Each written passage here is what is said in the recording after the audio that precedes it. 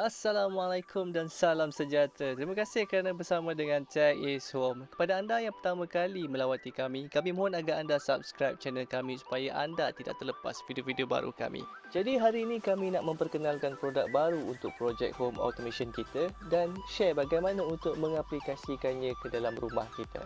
So produk kita hari ini adalah Sonoff S26 Palam Pintar Wi-Fi ataupun Smart Wi-Fi Plug. Sonoff S26 adalah soket pintar Wi-Fi yang mana dengan soket pintar ini anda boleh menghidupkan atau mematikan mana-mana peranti yang bersambung dengannya.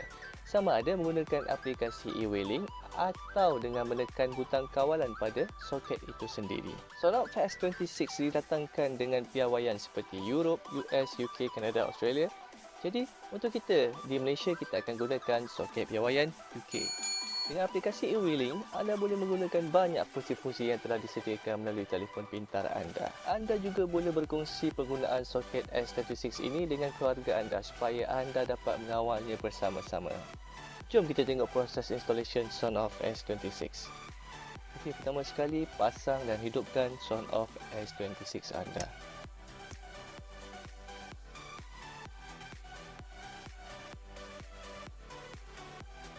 Kemudian anda akan dapat melihat lampu hijau berkelip pada butang kuasa ini.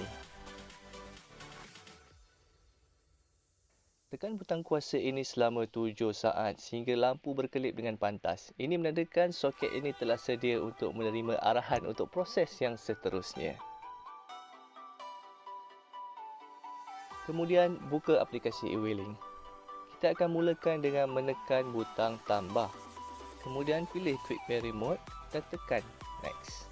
Pilih Wi-Fi anda dan masukkan Wi-Fi password anda. Dan kemudian tunggu sehingga proses selesai.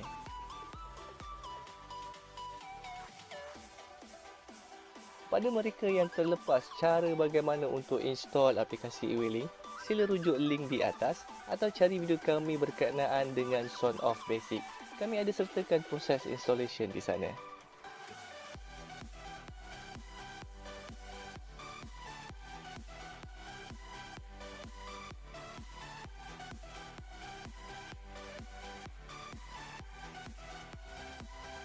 Setelah proses selesai, namakan peranti anda tadi. Sebagai contoh, saya namakan sebagai MyPlug.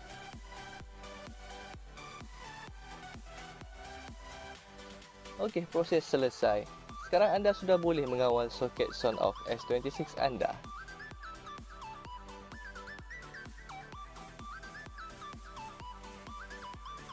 Anda boleh mengawalnya menggunakan aplikasi e-wailing atau mengawalnya menggunakan butang kuasa pada soket itu sendiri.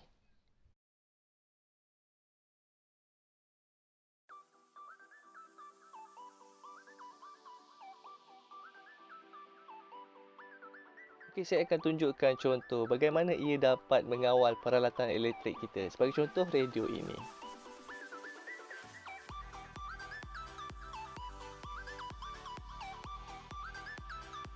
Dengar suara rintihan hati. Atau bagi sesetengah orang yang ingin menggunakannya untuk monitor komputer atau TV, terpulang kepada keperluan dan kreativiti anda.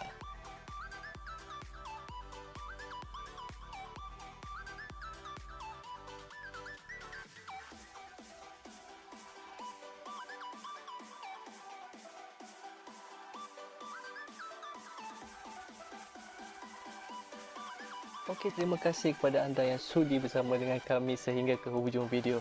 Jika anda rasa video ini serba sedikit dapat membantu anda, sila like video ini dan jika anda mempunyai pertanyaan atau komen, boleh isikan pada ruangan di bawah. Kami mohon supaya anda subscribe pada channel Tech is Home dengan menekan butang subscribe di bawah kerana kami akan membawakan lebih banyak video berkenaan dengan produk-produk IoT.